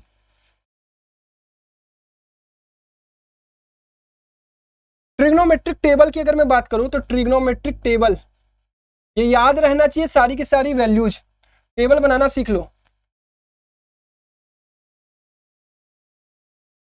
30 45 60 90, sine theta, cos theta, tan theta, cot theta, sec theta, cosec theta. देखो यहां पर मैंने लिखा 0 डिग्री, यहां लिखा 30, यहां लिखा 45, यहां लिखा 60 और यहां लिखा 90। यहां लिखा साइन, यहां लिखा कॉस थीटा, यहां लिखा टैन थीटा, यहां लिखा कॉट थीटा, यहां लिखा कॉसेक थीटा और यहां लिखा सेक थीटा। पहले सेक लिखते हैं फिर कॉसेक लिखते हैं, कोई दिक्कत नहीं है, चाहे जैसे लिख लो, सेक थीटा और यहां लिखा कॉसेक थीटा, ठीक है। अब देखो भरते कैसे हैं, याद कर लो, एक बार मैं बता रहा हूं। ये हो गया आपका 0, ठीक है, 0 से शुरू होता है। ये आपका होता है क्या 1/2, ये आपका होता है 1/√2, ये आपका होता है √3/2 और ये होता है आपका 1। अगर आपको ये पहली लाइन याद है तो आपका सारा काम हो जाएगा। इसको पलट के लिख दो, यहाँ 1 √3/2, 1/√2, 1/2 और ये हो गया 0। साइन थीटा अपन कॉस थीटा होता है ना, टैन थीटा, साइन थीटा अपन कॉस थीटा, ये हो गया आपका 0, ये हो गया आपका 1/√3, ये हो गया 1 और ये हो गया आपका √3 और ये हो गया इनफाइनाइट नॉट डिफाइंड, ठीक है। कॉट थीटा क्या हो जाएगा इनफाइनाइट, इसको पलट के लिख दो √3, 1, 1/√3 और 0। सेक थीटा क्या होता है 1/cos थीटा, तो 1/1 करूंगा तो 1, इसको करूंगा तो 2/√3, इसको करूंगा तो √2, ये करूंगा तो 2 और ये 1/0 इनफाइनाइट, ये हो गया इनफाइनाइट, ये हो गया 2, ये √2, ये 2/√3 और ये हो गया 1। क्लियर है क्या? तो ये पूरा का पूरा टेबल आपको याद रहना चाहिए। इस पर बेस्ड आपको ट्रिग्नोमेट्रिक वैल्यूज पर एक सवाल आएगा, लंबा सा एक्सप्रेशन रहेगा, ये सारी वैल्यूज याद रहेंगी, आप पुट कर देना है, आंसर निकाल देना है, ठीक है। लास्ट टॉपिक है आपका ट्रिग्नोमेट्रिक आइडेंटिटीज। ट्रिग्नोमेट्रिक आइडेंटिटीज में पहली आइडेंटिटी है आपको sine square theta plus cos square theta is equal to 1। इससे आपके दो और फॉर्मूले बन जाते हैं कि साइन स्क्वायर थीटा जो होता है वो बराबर होता है 1 माइनस कॉस स्क्वायर थीटा के, और कॉस स्क्वायर थीटा जो होता है वो बराबर होता है 1 माइनस साइन स्क्वायर थीटा के। ठीक है, दूसरी आइडेंटिटी आपकी होती है 1 plus tan square theta is equal to cot square theta. ये सॉरी फ्लो में गड़बड़ हो गया, सेक स्क्वायर थीटा होता है, सेक स्क्वायर थीटा। तो यहां से हम लोग निकाल सकते हैं कि sec square theta minus 1 is equal to tan square theta, और दूसरा निकाल सकते हैं कि sec square theta minus tan square theta is equal to 1। ठीक है, एक और रिलेशन आप याद रखिएगा, हालांकि सवाल नहीं आएगा फिर भी मैं आपको बता दे रहा हूं। Sec theta plus tan theta जो होता है बराबर होता है 1 upon sec theta minus tan theta के। कहां से आया है आपको समझ लेना है, इसको खोल दो, स्क्वायर माइनस बी स्क्वायर को। तीसरा है identity 1 plus cot square theta is equal to cosec square theta. यहां से आप निकाल सकते हो cosec square theta minus 1 is equal to cot square theta, या फिर cosec square theta minus cot square theta is equal to 1। यहां से आपके पास फिर वही चीज आ गया, cosec theta plus cot theta is equal to 1 upon cosec theta plus cot theta. अब कुछ प्रो टिप्स सुनो, ट्रिग्नोमेट्री के सवाल से डरना नहीं है। ट्रिग्नोमेट्रिक आइडेंटिटी पर इस पर बेस्ड एक और तरीके का सवाल बनेगा। अब आपसे क्या पूछ दिया जाएगा, आपको साइन थीटा के टर्म में हर ट्रिग्नोमेट्रिक रेशियो को लिखने को आ सकता है। अभी जितने फॉर्मूले हैं आपको इन्हीं को यूज करके उसे बनाना है। ठीक है, अब और चीज सुनिए, अगर कोई सवाल मिल रहा है तो आसान बनाने के लिए उसको साइन कॉस में कन्वर्ट करके करने की कोशिश करेंगे। एल्जेब्राइक आइडेंटिटीज को भी याद रखेंगे। एक फॉर्मूला बड़े बार यूज होता है, A cube plus B cube, A plus B, A square plus B square minus A B, और A cube minus B cube, A minus B, A square plus B square plus A B. ये याद रखेंगे। A to the power 4 plus B to the power 4 क्या होता है, A square plus B square का whole square minus 2a square B square, ये भी होता है। अब याद रखना बेटा। ठीक है, इस तरीके की चीजें यूज होती हैं। तो ये है पूरा का पूरा trigonometric identity, trigonometric ratio, trigonometric values, सब आपका काम हो गया। इसके बाद है आपका एक chapter trigonometry, application of trigonometry. ठीक है, हाइट एंड डिस्टेंस वाला। तो इसमें आपको कुछ नहीं करना है, आपको सारी चीजें एकदम आसान तरीके से पूछी जाती हैं। अगर मैं यहां से खड़ा होकर यहां पर देख रहा हूं, ठीक है, अगर मेरा विजन ये है तो ये मेरी हो गई लाइन ऑफ साइट। ये एंगल जो हो गया मेरा थीटा, ये हो गया मेरा angle of elevation, angle of elevation. ठीक है भाई, क्लियर। और अगर सॉरी, अगर सपोज मैं यहां छत पर खड़ा हूं, यहां खड़ा हूं और नीचे किसी कार को देख रहा हूं या नीचे किसी ऑब्जेक्ट को देख रहा हूं, ठीक है, जमीन पर, तो ये हॉरिजॉन्टल से ये एंगल हमारा क्या होगा, एंगल ऑफ डिपरेशन। ठीक है, ये ध्यान रखेंगे, लाइन ऑफ साइट यही है। लॉजिकली देखोगे तो दोनों एंगल क्या होते हैं, बराबर होते हैं। ठीक है, एंगल ऑफ डिप्रेशन ये हॉरिजॉन्टल से जो एंगल बनता है, एंगल ऑफ डिप्रेशन ये हॉरिजॉन्टल से जो ऊपर की तरफ एंगल देखता है। तो ये आदमी नीचे देख रहा है और ये आदमी ऊपर देख रहा है, ध्यान रखिएगा। क्लियर है, सवाल दोनों पर बनेगा। इसके जो एप्लीकेशंस होते हैं इनको यूज करने के लिए आपको कुछ बेसिक फॉर्मूले जो ट्रिग्नोमेट्री वाले हैं उनको याद रखना है। tan theta is equal to perpendicular upon base, sine theta is equal to perpendicular upon hypotenuse, cos theta is equal to base upon hypotenuse. कुछ सवालों में आपके पास और भी चीजें यूज होती हैं, that is speed is equal to distance upon time, इसका भी यूज होता है। इस पर बेस्ड एप्लीकेशन बेस्ड प्रॉब्लम होते हैं, सवाल लगाने पर उसको आप सीख जाओगे। ठीक है, आपको इस चैप्टर में फिगर सही बनाने आना चाहिए।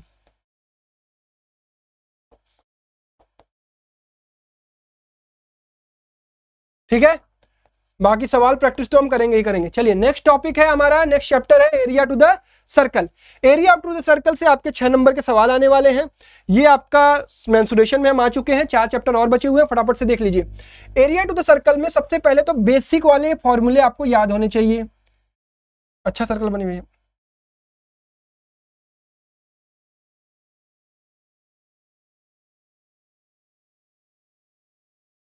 ये सर्कल है, ये रेडियस है, ये पूरा डायमीटर है। तो सबसे पहली चीज आपको क्या पता होना चाहिए कि diameter is equal to 2 times of radius होता है, सरकमफ्रेंस इसका 2 पाई आर होता है, एरिया इसका पाई आर स्क्वायर होता है। ठीक है, डी के टर्म में भी पूछ दिया जाता है, पाई डी हो गया, ये आपका हो गया पाई डी स्क्वायर बाई 4 हो गया। ठीक है, क्लियर। इसके अलावा आपसे सेमी सर्कल पूछा जाएगा, ये आपका सेमी सर्कल हो गया। तो इसमें आपका सरकमफ्रेंस कितना होता है, पाई आर होता है, और इसका एरिया कितना होता है, पाई आर स्क्वायर बाई 2 होता है।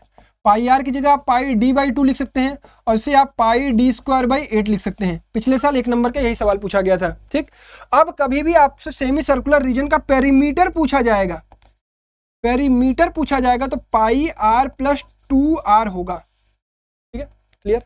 एक और चीज, distance travelled by wheel, distance travelled by wheel, travelled by wheel in N rotation, ये होता है D is equal to 2 pi R N. ठीक है, याद रखिएगा, ये जो डिस्टेंस ट्रेवल्ड होता है एक व्हील के द्वारा यहां पर पहुंचने में। ठीक, अभी इंट्रोडक्शन में ही चल रहा हूं भाई, अभी तो मैंने इस चैप्टर को शुरू ही नहीं किया है। देखो, अब ये हो गया एक रिंग, एरिया या सरकमफ्रेंस ऑफ रिंग पूछा था आपसे। एरिया ऑफ रिंग बहुत इंपॉर्टेंट है, कलर पे बेस्ड इस पे सवाल बनता है।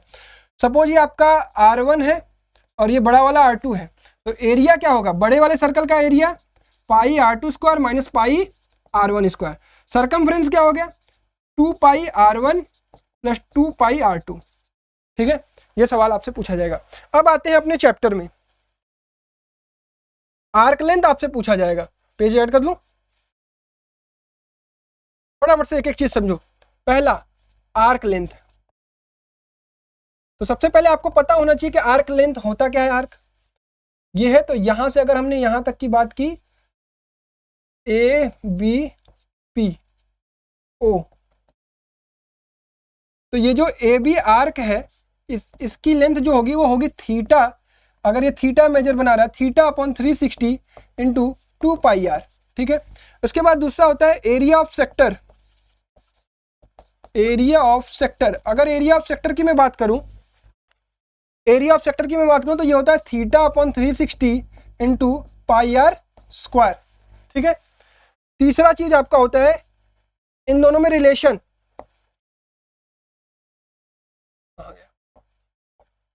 रिलेशन, तो रिलेशन जो होता है, अगर इसको हमने L से डिनोट किया तो हम इस फॉर्मूले को ये लिख सकते हैं, theta upon 360 into 2 pi R into R. तो ये हो गया L और ये हो गया R। तो एरिया ऑफ सेक्टर जो होता है वो ये होता है R बाई 2, ये हो गया LR by 2। Area of sector जो होता है वो LR by 2। Area of sector क्या हो, सेक्टर क्या हो, ये हो गया माइनर सेक्टर है, ये है माइनर सेक्टर। अगर आपसे मेजर सेक्टर निकालने के लिए कहा जाएगा तो क्या करोगे, एरिया ऑफ मेजर सेक्टर के लिए आप क्या करोगे, पाई आर स्क्वायर में से माइनर सेक्टर का एरिया माइनस कर दोगे। क्लियर है।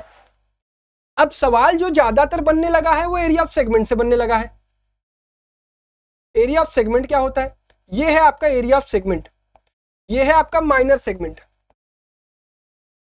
माइनर सेगमेंट, और ये ऊपर वाला क्या है, मेजर सेगमेंट। तो एरिया ऑफ सेगमेंट क्या होगा, area of minor segment, minor segment is equal to होगा area of sector minus sector minus area of triangle. ठीक है, ये O हो गया, ये A हो गया, B हो गया।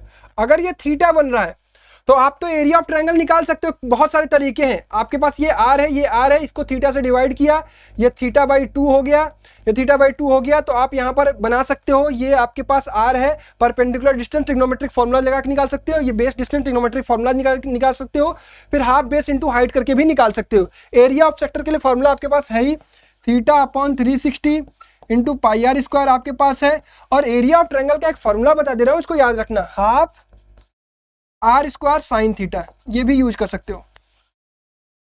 ठीक है भाई, क्लियर है। चलो, तो इस तरीके से आपके सवाल बनेंगे इस पे, और आपके स्ट्रक्चर वाले सवाल बनेंगे, वो सवाल आपको प्रैक्टिस करना होगा। अगला चैप्टर है हमारा सरफेस एरिया एंड वॉल्यूम। भर भर के फॉर्मूले हैं इस चैप्टर में, याद रखना है सारे के सारे फॉर्मूले। तो सभी स्ट्रक्चर के फॉर्मूले याद रखने, पहले तो आपको मेंसुरेशन 2D के फॉर्मूले याद होने चाहिए प्लेन फिगर के, कभी भी यूज हो सकता है, ठीक है। चलिए हम बात करते हैं 3D फिगर्स की। तो 3D फिगर में सबसे पहला है हमारे पास क्यूबॉइड, जिसमें लेंथ ब्रेड्थ हाइट है। तो इसका टोटल सरफेस एरिया क्या होता है, 2 times of LB plus BH plus HL।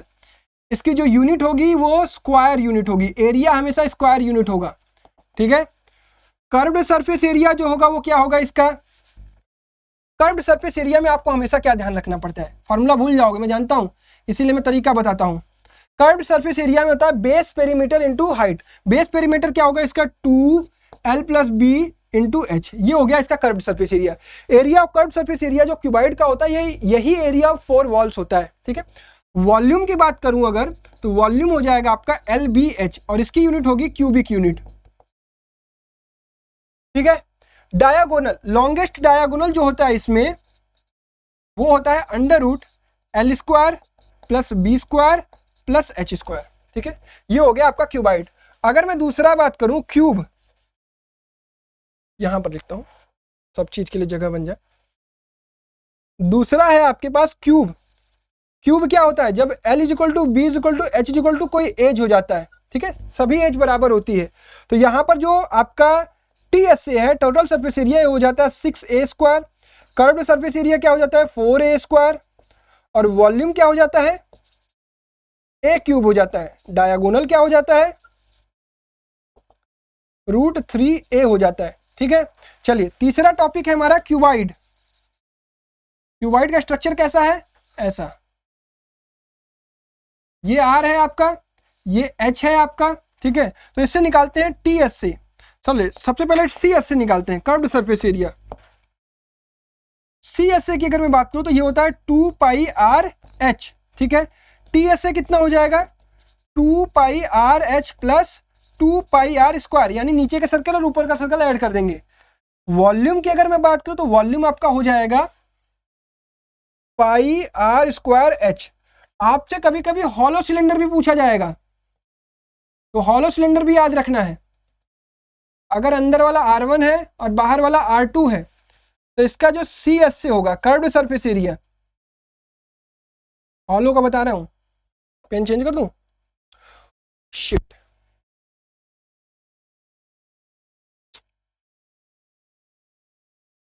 वो हो गया, पूरा इरेज हो गया। मैंने क्या क्या लिखा था यार, चलो फटाफट लिख देता हूँ, ये मेरा टाइम वेस्ट करा दिया। Cuboid CSA 2L plus B into H, TSA 2LB plus BH plus HL, volume LBH diagonal √L² plus B² plus H²। Unit की बात करूँ तो ये क्यूबिक यूनिट होगा, ये स्क्वायर यूनिट होगा और ये यूनिट होगा, ठीक है। स्ट्रक्चर आपका ऐसे होता है, ठीक है। दूसरा हम यहाँ पढ़ रहे थे, क्यूब पढ़ लिया था हमने। तो क्यूब हो जाता है आपका जब L = B = H = A हो जाता है, तो CSA कितना हो जाता है 4A², TSA कितना हो जाता है 6A², वॉल्यूम कितना हो जाता है A³ हो जाता है, डायगोनल कितना हो जाता है, लॉन्गेस्ट डायगोनल √3A हो जाता है। तीसरा हम पढ़ने जा रहे हैं सिलेंडर। सिलेंडर कैसा स्ट्रक्चर है, ऐसा, ये R है और ये H है। तो इसका CSA कितना हो जाएगा 2πRH, TSA कितना हो जाएगा 2πRH प्लस 2πR², वॉल्यूम कितना हो जाएगा πR²H, ठीक है। चलो फटाफट से करते हैं। इसके बाद हम बढ़ते हैं चौथा फॉर्मूला, हॉलो सिलेंडर पे। इसी को कर रहे थे ना, हॉलो सिलेंडर। हॉलो सिलेंडर कैसा दिखेगा, खोखला सिलेंडर, ठीक है, खोखला सिलेंडर। अंदर वाले का हमने रेडियस मान लिया R1, बाहर वाले का रेडियस मान लिया R2। तो इसका CSA कितना हो जाएगा, दोनों का CSA ऐड कर देंगे, तो 2πR1H प्लस 2πR2H, ठीक है। अब इसके बाद अगर TSA की बात करूं तो 2πH R1 प्लस R2, तो ऊपर वाला तो होगा ही होगा, प्लस दोनों रिंग का एरिया ध्यान रखेंगे, 2π R2 square minus R1 square, ठीक है। अब अगर वॉल्यूम की बात करें तो बाहर वाले का वॉल्यूम माइनस अंदर वाले का वॉल्यूम, तो ये हो जाएगा पाई R2 square H minus pi R1 square H। Clear है क्या सभी लोगों को? बहुत बढ़िया। चलिए इसके बाद नेक्स्ट बढ़ते हैं अपन पांचवा, दैट इज कोन। कोन कैसा दिखता है? ऐसा। ये हो गया इसकी परपेंडिकुलर हाइट और ये हो गई स्लैंट हाइट, इसे L से डिनोट करते हैं। ये परपेंडिकुलर हाइट H हो गया, ये हो गया आपका बेस रेडियस। इस एंगल को कहते हैं सेमी वर्टिकल एंगल। अब यहाँ पर जो CSA होता है वो होता है पाई R और L। L कैसे निकालते हैं? Under root H square plus R square से। TSA कितना हो जाएगा? Total surface area pi R L plus pi R square. Volume कितना हो जाएगा? 1/3 volume of cylinder pi R square H। Clear है? चलिए आगे बढ़ते हैं, पेज ऐड करना पड़ेगा।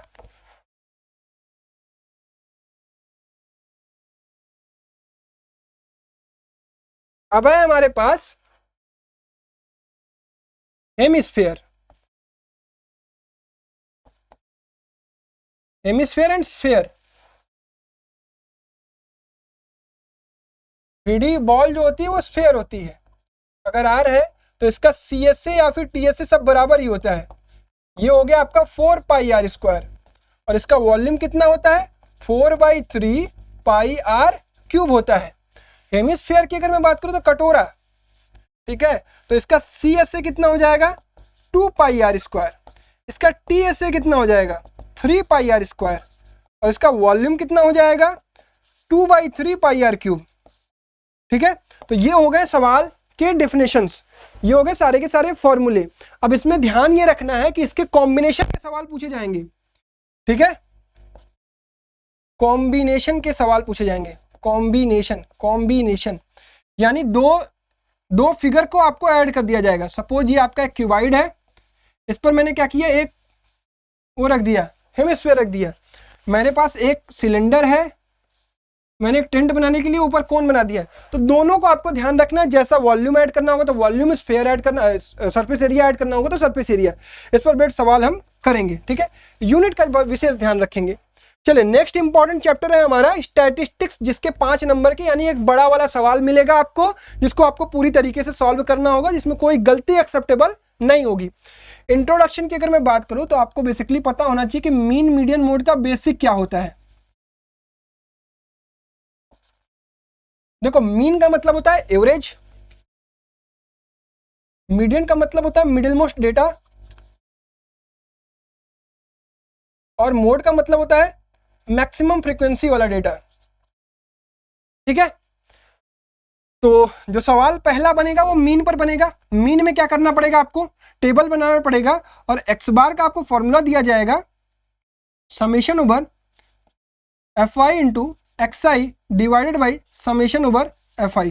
ठीक है, यानी आपको टेबल बनाना पड़ेगा, क्लास मार्क्स निकालना पड़ेगा। ठीक है, आपको क्लास इंटरवल दिया रहेगा, यहां समझो, आपको क्लास इंटरवल दिया रहेगा, यहां से आपको फ्रीक्वेंसी दी रहेगी, आप यहां से क्लास मार्क निकालेंगे XI। क्लास मार्क निकालेंगे कैसे? Class mark XI is equal to lower limit plus upper limit divided by 2।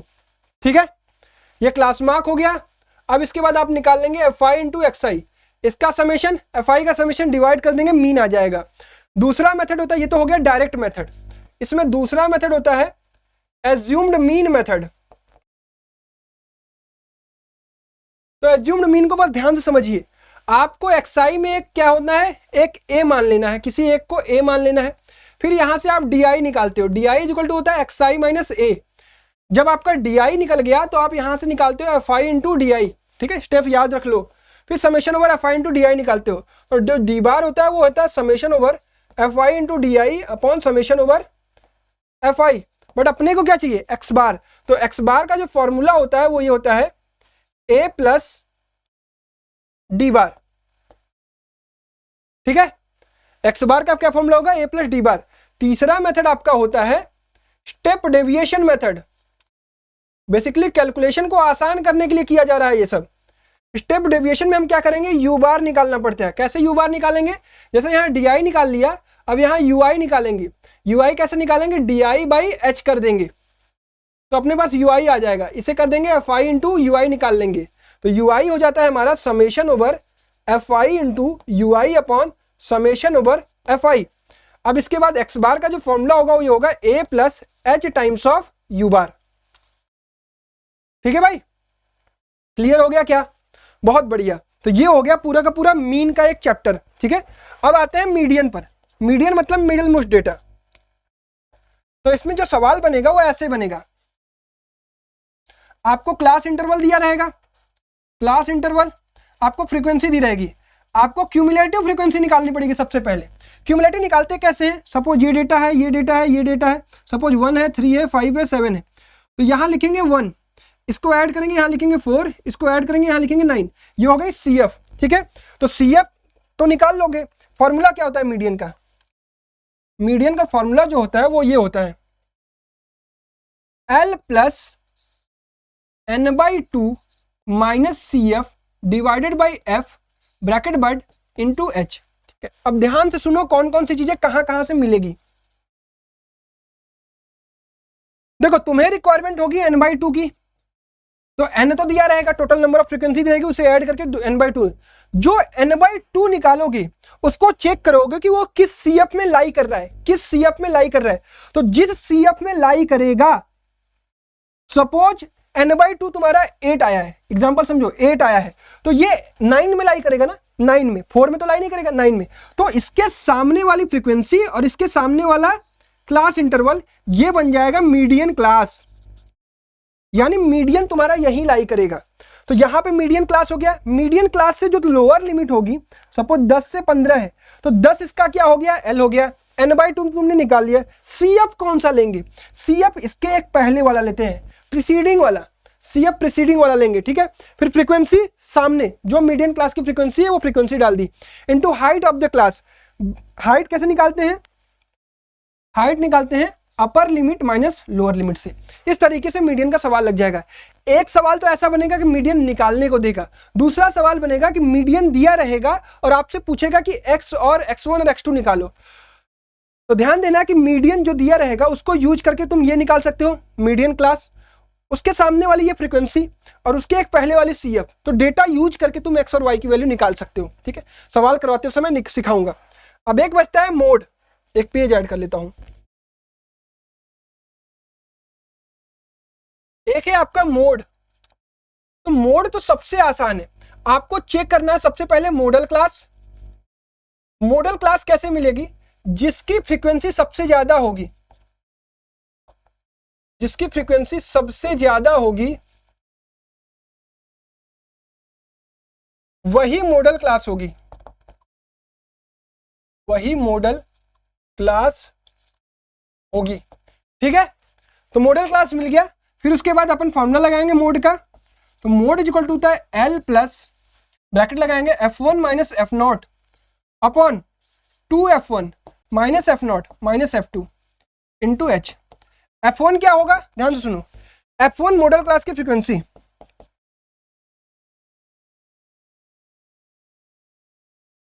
F0 क्या होगा, उसके पहले वाली मॉडल वाले की। ठीक है, और F2 क्या होगा, मॉडल के बाद वाले की, जस्ट बाद वाले की। ठीक है, सारी वैल्यूज को पुट कर देंगे, आपका मोड आंसर आ जाएगा। अब एक और चीज याद रखना, relation between mean, median and mode. तो देखो मोदी जी एक बार जीत गए, 2 बार जीत गए, अब तीसरी बार जीतेंगे कि नहीं पता नहीं, ये होता है। ठीक है, ये है फॉर्मूला। भूल गए एग्जाम में, कोई बात नहीं। आपने कैसे पढ़ा है, मीन, मीडियन, मोड, पहले क्या आता है 1 फिर 2, सेक्शन फॉर्मूला लगा दो, 1 into mode 2 into mean divided by 3 is equal to median. ये हो गया। ठीक है, क्लियर है क्या, बहुत बढ़िया। अभी तक अगर यहां तक आए हो तो लाइक कर दो। चलो आखिरी चैप्टर जो है हमारा है प्रोबेबिलिटी। इसके 5 नंबर के सवाल बनेंगे और एकदम आसान, निहायत ही आसान सवाल बनेंगे। फॉर्मूला क्या याद रखना है, उससे पहले आपको 3 टॉपिक के सवाल बनते हैं। पहला है कॉइन, दूसरा है डाइस और तीसरा है आपके पास कार्ड्स, पत्ते। तो कॉइन में अगर एक कॉइन को उछाला जाएगा तो हेड या टेल, 2 कॉइन को head head, tail tail, head tail, tail head, 3 coin को उछाले, 4 कॉइन को उछाले, 2 to the power n आपके टोटल आउटकम होते हैं। ठीक है, तो 3 कॉइन होगा तो 3 कॉइन होगा तो 2 to the power 3 यानी 8 आउटकम। ठीक है, 8 आउटकम बना लोगे। ठीक, डाइस क्या होता है, अगर एक डाइस है तो 6 आउटकम, 1 2 3 4 5, हमेशा फेयर डाइस की बात करते हैं। 2 डाइस है तो 36 आउटकम होते हैं, जैसे 6 to the power n होता है इसमें, और इस पर सवाल आएगा। ठीक है, ये बनाने आना चाहिए 1 1 1 2 1 3 ऐसे ब्रैकेट लगा के, 1 4 1 5 1 6, इसी प्रकार से 2 1 यहां चलेंगे, 6 1 यहां चलते हुए जाएंगे, 6 6, पूरा भर देना। पूरे भरने के बेसिस पर आपको सवाल पूछे जाएंगे। ठीक है, तीसरा होता है कार्ड्स। तो कार्ड्स बेसिकली क्या होते हैं, टोटल नंबर ऑफ कार्ड्स आपको पता होना चाहिए 52, रुको, लाल और ब्लैक। ठीक है, तो लाल में क्या क्या होता है आपका, एक तो रेड होते हैं, रेड होते हैं 26, और इस रेड में 2 होते हैं, दिख रहा है, हाँ दिख रहा है, डायमंड और हर्ट। डायमंड ऐसा बनेगा और हर्ट ऐसे दिल बनेगा। ठीक है, इसमें होता है आपका ब्लैक, ब्लैक कितने होते हैं 26, ये हो जाएंगे आपके स्पेड। ठीक है, स्पेड कैसा बन जाएगा, ऐसा, और क्लब, क्लब कैसा बनेगा, ऐसे फूल के जैसा, चिड़ी। ठीक है, ठीक है, ये बन गया स्पेड। ये होता है आपका 13, ये भी आपका 13, ये भी आपका 13 और ये भी आपका 13। ये 13 कार्ड्स किस प्रकार से होते हैं, ध्यान से देखिए। पहला होता है एस, फिर किंग, फिर क्वीन, फिर आपके जैक, फिर आपका 10 9 8 7 6 5 4 3 और 2, 3 होते हैं आपके फेस कार्ड, और आपके जो बचे 10 हैं वो 10 क्या है, नंबर कार्ड है। 4 आपके ऑनर कार्ड है, एस को ऑनर कार्ड में काउंट किया जाता है, इस चीज को ध्यान रखेंगे। क्लियर है, अब इस पर बेस्ड आपके साथ सवाल बनेगा। ये किंग है, क्वीन है, जैक है, ये तीनों के पास फेस होता है। ठीक है, अब प्रोबेबिलिटी ऑफ एन इवेंट क्या होता है आपका,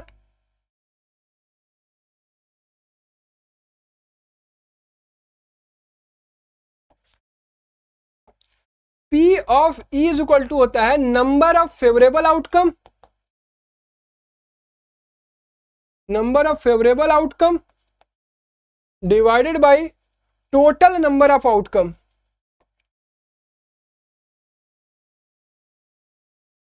ठीक है, क्लियर है। इस तरीके से किसी भी चीज की प्रोबेबिलिटी निकाल देंगे। प्रोबेबिलिटी ऑफ एनी इवेंट जो होता है वो लाई करता है 0 से लेकर 1 तक। ऑप्शनल में ऐसा सवाल बनता है। ठीक है, अगर 0 है किसी चीज की प्रोबेबिलिटी, यानी P of E is equal to 0 है, यानी इम्पॉसिबल इवेंट उसे कहते हैं। और अगर P इज इक्वल टू 1 है, P ऑफ E किसी चीज का 1 है, तो इसे कहते हैं श्योर इवेंट, यानी ये इवेंट होगा ही होगा। ठीक है, अब सारी चीज बता दी। हाँ, एक और चीज, प्रोबेबिलिटी ऑफ एनी, उसी इवेंट के होने की और उसी इवेंट की ना होने की प्रोबेबिलिटी कितनी होगी, 1 होगी। ठीक है, तो यानी किसी चीज की होने की प्रोबेबिलिटी अगर आपको निकालने में कठिनाई हो रही है और ना होने की, उसी इवेंट की ना होने की प्रोबेबिलिटी निकालने में आपको कोई समस्या नहीं आ रही है, तो ना होने की निकाल लीजिए और 1 में से माइनस कर दीजिएगा, आपकी होने की प्रोबेबिलिटी मिल जाएगी। ठीक है, अब इस पर बेस्ड बहुत सारे सवाल आएंगे, तो इसको हम लोग कहाँ करने वाले हैं, 60 मोस्ट इंपॉर्टेंट, और ये हमारे होंगे trigo, application of trigo, area to the circle, surface area and volume, statistics और प्रोबेबिलिटी। इसको कितनी तारीख को करने वाले हैं, इसको हम लोग करने वाले हैं 9 तारीख को, 9 मार्च 2024 कितने बजे करने वाले हैं? 10 AM लाइव। लाइव सेक्शन जरूर चेक कर लीजिएगा। अब तो यहां पर हमने सारे के सारे चैप्टर रिवाइज कर लिए, एक बार आप देख सकते हैं सब रिवाइज हो गया, सारे के सारे 14 चैप्टर। तो कैसा लगा, अनुभव कैसा रहा, एक बार कमेंट कर दो यार। उम्मीद करता हूं बहुत बढ़िया रहा होगा। ये पीडीएफ तुम्हें मिल जाएगी। पीडीएफ कहां मिलेगी? @रैंकर्स बोर्ड्स के टेलीग्राम चैनल पर। चलो 60 मोस्ट इंपॉर्टेंट क्वेश्चन में सब में आना है। सबकी एक बार डेट फिर से बता देता हूं कि कब कब तुम्हें लाइव सेशन ज्वाइन करना है, क्योंकि रिवीजन करने के लिए क्वेश्चन इंपॉर्टेंट है लगाना। ये वाला पहला होगा हमारा 8 मार्च को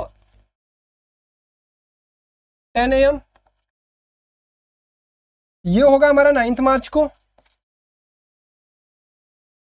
10 AM। और ये होगा हमारा 10 मार्च को 10 AM।